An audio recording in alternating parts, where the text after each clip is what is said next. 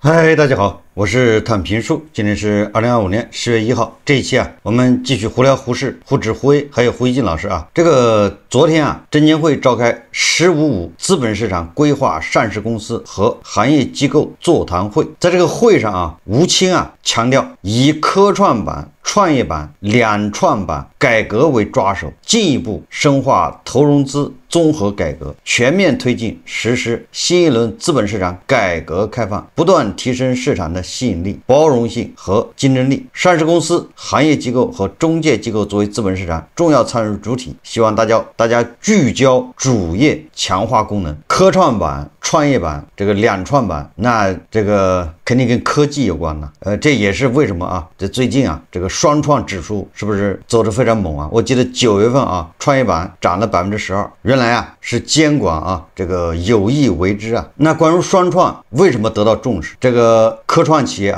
那当然这个包括什么人工智能、算力等等那涵盖的范围比较广科创的龙头恐怕就是人工智能。那么关于人工智能我们看一看正好凤凰网这个湾区论坛有很多专家对人工智能谈了自己的观点。这个著名的经济学家傅鹏他在凤凰湾区财经论坛2025上表示说人工智能已成为全球资本市场唯一的共同主线。他指出 AI 发展已是国策，各国股市的表现均与此紧密相关。当前 AI 产业已形成清晰的利益分层，而英伟达凭借其在算力基础设施领域的绝对主导地位，几乎所有的 AI 参与者的资本支出最终都流向其硬件和解决方案，成为了产业链只收钱的关键环节，业绩表现最为亮丽。大家看视频如果说美股之后如果会因为估值过高它进入一个震荡调整的阶段，那对全球的这个风险估值会有什么影响？比如说现在 A 股、港股它都是还是在估值低位嘛，那之后它是跷跷板效应呢，还是说也受到不，跟这个完全没关系。其实现在全球市场只有一个主线，就是人工智能，因为人工智能已经变成了一个国策（括弧各国都是国策）。所以你可以这么理解，日本股市也是人工智能，美国股市也是人工智能尤其是7月份之后，这个英伟达的这个后门事件之后，更是全力集中所有力量去这个做这件事情。那无非就是我们还处在早期，因为我们要做所谓的叫自主可控，我们还处在这个早期。它处在已经从21年、22年的早期已经跨过去了，开始形成真正的规模化和产业链仅此而已。但是这个跌我并不认为是估值的问题，这个跌大概率应该是因为产业链的问题，也就分子端的问题。所以如果美股那边因为经济的问题、因为产业链的问题开跌，其实也告诉你整个 AI 的产业链预期有变化。那还是那句话，你的龙头的就领头羊的预期有变化，你觉得日本股市会单独涨吗？你觉得对吧？对应我们的这些人工智能板块会涨吗？其实这个应该会形成一个共振应形成一个共振，它本质上应该是一种共识，就是全世界对这个 AI 人工智能的一种共识其实现在的这个就像前面的嘉宾分析的一样，就是你要看经济情况呢，我估计没有人会说现在经济情况特别的好吧，对吧？但是你看股市的这个表现其实很好，我觉得这个跟7月份之后，因为这个就是我们要全力的去做人工智能，然后市场的这个风险偏好快速的切换到这个环节中是有关系的。那 AI 现在其实有业绩兑现的企业也没有那么多，英伟达是确实是厉害。对，海外呢应该是说它是一个环节证明的，其实也不能说没有那你看看 ChatGPT 收费收多么，它只是现在处在收支，就是我这边证明我能收费，我的用户愿意付费，同时我那边还要做大量的资本支出。而英伟达表现最亮丽的原因是因为我只收因为你们所有的这个资本支出都要用我的，到我这儿我这么多钱我怎么办？但同时呢，现在美国呢也在政府，我认为是政府在主导的情况下，在形成一个超级巨无霸的寡头，所以它现在正在出现一种交叉性所以我们可以看到美国财政部呢对英伟达的交叉，不是对这个英特尔的投资，然后英伟达对英特尔的投资，英伟达对 ChatGPT 的投资 ，ChatGPT 又对英伟达的采购。有人说这是个圈儿，对吧？但实际上它是个捆绑，它正在绑成一个超级的巨无霸。托拉斯。这其实对，但是这个我认为还不是个简单的市场型的托拉斯，它其实更像是一个国家主义的托拉斯。听了这个付鹏的这个说法，我们再回想一下吴清的说法，那似乎啊，最近这几个月科创板、这个创业板，就是跟科技股相关的科技指数，这个涨幅巨大，就有了某些联系。也确实啊，那按照付鹏的意思，这个龙头啊，目前就是英伟达，对吧？只要英伟达不倒，那全球的这个人工智能 AI 这个故事还没讲完，还继续往下讲。什么时候如果英伟达倒了，龙头倒下了，那实际上其他的地方啊，也没有什么好讲的。这应该就是付鹏的意思啊，发展科技，对吧？资本市场支持科技，这个也没什么好说的，也是应该的。但是啊，任何表面上看啊非常有利的、非常应该去做的、要大力发展的，但是到了虎市啊，它就走了样。这个有点像什么呢？有点像你看啊，就是那个大模型啊，比如 DeepSeek 刚出来的时候，还有这个往前倒吧 ，ChatGPT 刚出来的时候，谁赚钱呢？在咱们这儿啊，全部是那些骗子赚钱，对吧？什么教你怎么样使用 DeepSeek 的，教你怎么样用 DeepSeek 去开发，教你怎么样用 ChatGPT 去开发，然后各种卖课，是不是应运而生啊？人家 ChatGPT， 人家 DeepSeek 还没有实现盈利呢，这些骗子已经赚得盆满钵满。这就是咱们的特色。所以说啊，这个周末啊，湖市的很多人啊又睡不着了，因为他们被骗了。昨天啊，节前的最后一个交易日，他们挨了一闷棍呢。这是怎么回事呢？9月30号，上交所向海南华铁下发监管工作函，就公司重大合同终止相关事项明确监管要求，涉及对象上市公司董事、监事、高级管理人员。当天，海南华铁公告称，全资子公司海南华铁大黄蜂建筑机械设备有限公司与杭州某公司签署的算力服务协议终止，也就是合同泡汤了。原协议的约定提供5年算力服务，总金额36.9亿元。由于市场环境及供需变化，且未收到采购订单，公司决定解除协议。该协议未履行且无其他正在履行的算力协议，未产生实际成本或支出，不影响公司生产经营和长期战略规划。什么意思呢？这个海南华铁啊，它肯定是之前公告了一下，说我们现在已经不是原来的公司了，我们已经叫旧貌换新颜，我们现在是一家算力公司，已经跟杭州的某某某公司签了算力服务协议，总金额37个亿。那股价肯定就是飞起来了，大家能想象吗？然后昨天突然公告说逗你玩的，根本就没有签合同，或者签了合同，人家不履行。胡氏的啊，这公司就是这种货色。有人呢把那个海南华铁啊这个来龙去脉这个过程，他复盘了一下，把这时间线拉了一下，就知道他这故事是怎么讲的。首先2025年2月6号开始，这个海南华铁莫名其妙连续4个暂停，没有任何征兆。实际上这个在前面真正做局的人已经在2025年2月6号之前就已经埋进去了，在里面震荡洗盘，甚至往下杀。我告诉大家我是经历过这事的。我跟很多人在很多节目都说过了，我跟这个叫华丽家族跟那个徐翔就经历过这么一段惊心动魄的洗盘，我就是被洗出去的。他在前面洗完盘之后好，差不多了，筹码也收集的差不多，该挣的也挣走了。这个时候2月6号开始连续4个暂停，然后2月8号公司还公告没有任何重大事项，没有任何该披露而没有披露的事项。2月13号这公司说他完成增持1个亿。3月5号突然公布算力服务协议5年37个亿，就是跟杭州某个公司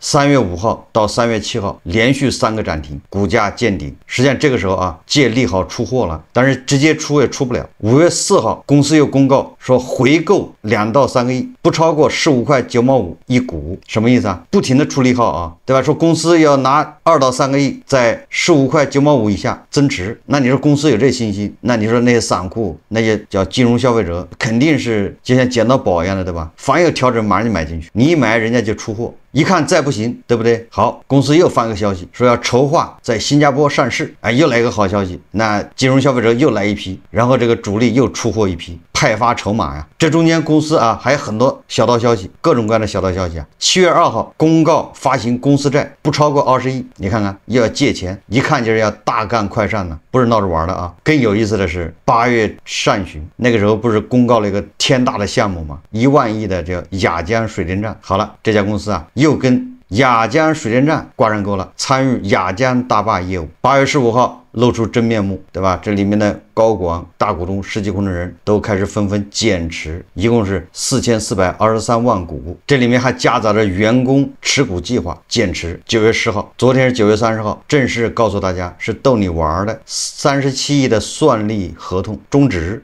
这个就是赤裸裸的骗钱呐。这个我觉得啊，应该啊要上金针，而不是什么上交所、什么证监会再去查了，这么赤裸裸的不上金针吗？当然了，我们反过来的说啊，这些上当受骗的这些所谓的这个金融消费者，那某种程度也是活该吧？那谁让你相信呢？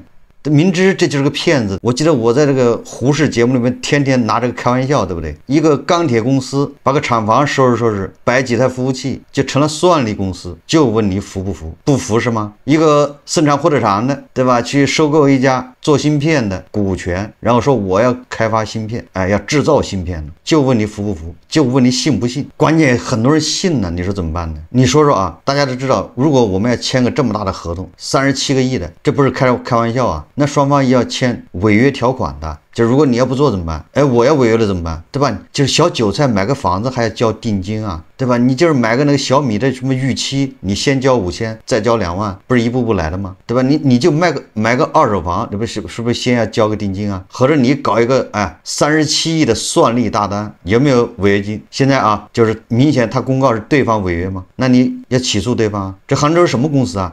杭州哪个公司能掏37亿购买算力服务？你倒是告他呀！如果是真的，他一定会告他。所以说啊，这个骗子应该上金针，对吧？这是形式啊，这就是诈骗呐。你上交所来查一查有什么用啊？你最后把他处罚一顿，顶多了啊，再严重一点，你顶多让他退市，而且他这个还够不上退市。但是啊，我从一个稍微相对专业的一个角度来说这个事啊，也就是说，他这样的公告，他能公告出来，就是他签了个37亿的算力服务协议，能够发出公告。第一个，第二个，还有这么多人信，这个本身就出了问题。这问题在哪儿呢？就问题就在2月份，正好是杭州6小龙，对吧？是 DeepSeek 是什么语数机器人正火的时候，那个时候整个社会是处于一种癫狂热状态。这个时候，你说你搞一个30亿的这个或者40亿的算力公司合同，没人怀疑。也就是那个时候正好，对吧？大家情绪过热，科技股也是那个时候开始涨的。关键是胡适科创板、创业板，像海南华铁这样的企业还有多少？你怎么能确保你买那股票它不是海南华铁呢？我们再看一条消息啊，9月30号，据中国证监会官网消息，中国证监会、财政部就证券期货违法行为吹哨人奖励工作公开征求意见通知。征求意见稿提出严重破坏证券期货市场秩序，严重危害金融安全，严重侵害投资者合法权益的重大案件纳入奖励案件范围，可奖励条件从罚没金额10万提升到100万元，提高奖金比例，奖励金额由案件罚没金额1%提升到3%，提供重大违法行为线索的奖励上限也从10万元提升到50万元，提供的案件线索在全国范围内有重大影响，或者涉案数额特别巨大，或者吹哨人为内部执行人员的，每案奖金上限从30万、60万元统一提升至100万元。我觉得这个制度是很好的啊，也就是将吹哨人奖励提高到100万，大力鼓励吹哨人就是内部揭发，对吧？这家公司在造假，你比如说就刚才那个虚假的算力合同，如果内部人一举报，100万到手，这个办法是个好办法啊。吹哨人普通人你吹不了，要么就是内部的高管，对吧？财务总监、董秘、总经理，最次也是副总经理，因为他们会涉及到这些秘密。那外部的是谁呢？外部的就是券商、会计师事务所，他们也容易发现问题，也就是一些专业的研究机构。你比如说评级机构，对吧？人家就专门研究你的财报，就发现里面有猫腻，不对，难以自圆其说。大家还记得吧？恒大很久以前，对不对？就被香港的一家这个审计机构我把这忘了，应该是当时12家，有11家都同意，只有1家说你这个财报有问题更早的时候，有一家评级机构说恒大，对吧？这个涉嫌财务造假，结果那家机构啊，是不是被处罚了？有这个事啊。9月30号啊，中国证监会、北京监管局对标普信用评级中国有限公司采取出具警示函监管措施。标普中国在中国从事证券评级业务时，存在未遵循一致性原则、未按要求进行信息披露等问题，现决定对其采取出具警示函的行政监管措施。一边是鼓励吹哨啊，对吧？给这种举报的给你奖励100万，一边是把这些能吹哨的给你收拾一顿，拿拢啊，要学会听话，别乱举报，是不是这意思啊？也多少有点这意思吧，就敲打，对吧？我们就是这么说，你别玩真的，玩真的谁受得了啊？这5000多家公司怎么处理得过来啊？你看说的吹哨啊，这个上海建工爷叔就天天吹哨，大家看视频啊。我今天问你的就是很多粉丝在底下讲，你就是要盯着他。我其他人不听，我就盯着他。他凭什么把从50块钱涨到他的1300，对不对？哎，我这个能说谁的？我这个说谁的？这不人家寒武纪不是躺着中枪吗？人家又没招你了，你去盯他干嘛呢？股票跟股票嘛，作为比较的嘛，哪个做股票没比较的？我当然有比较。你说这个也有责任，也有责任。你凭什么他这横拿了1300，你不能管的？啊，人家有的其他人拿个10几块、20几块把他聊查了，哎呦，你怎么的是联手操作？有什么这样那样，对不对？对不对？好多人这样了，你涨个20块、30块钱盯到你了，哎，你怎么也涨了30块？妈，他这个突然涨了1300块都不能管，凭什么？为什么我查一查？他这凭什么涨了1300块？我怕谁啊？我说的都是事实，我怕谁啊？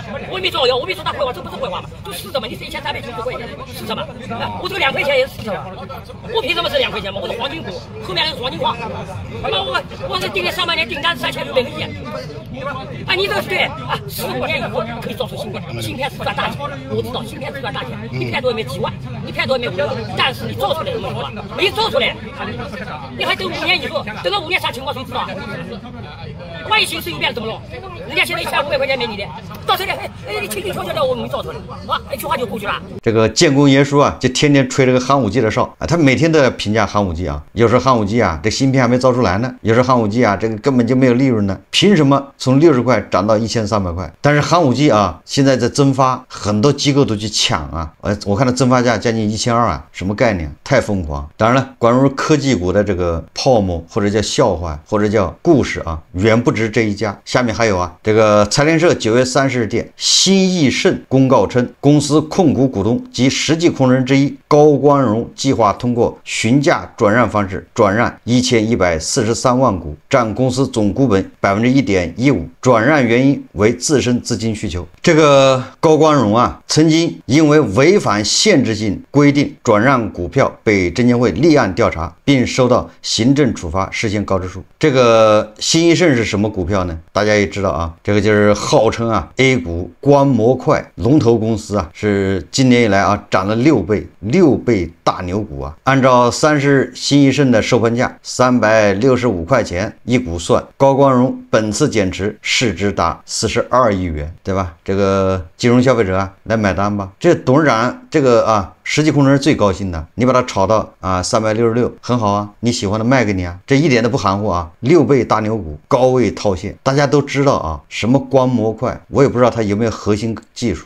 有核心技术，你在中国啊，那迟早也被卷成没有利润，这个大家能理解吧？你看新能源汽车就是个典型的例子嘛。那卷到现在，一辆车你只能挣个2000块，对吧？好一点的车，一辆车顶多能赚6000，净赚啊！这什么叫卷呢？所以说啊，你这个观模块什么龙头，你利润到底怎么样啊？你现在利润还可以，你3年以后呢？所以说啊，人家老板啊、董事长、实际控制人一点都不傻，他很清楚，对吧？你把我炒这么高，那行啊，我都给你们。如果这个公司啊，真的像那个特斯拉或者像什么苹果或者像什么英伟达，那他减持一定会非常小心，对吧？一次减持1点，真的是容易改善生活啊。黄仁勋，对吧？他那英伟达目标就是10万亿美元啊，至少要到那儿。所以还是回到咱们刚开头啊，对吧？监管想在科创、创业板，对吧？想在科技股这儿做点文章，那也要谨防啊，这些科技股里面骗子更多，讲故事了，对吧？你把大股东炒得都害怕了，拼命往出跑。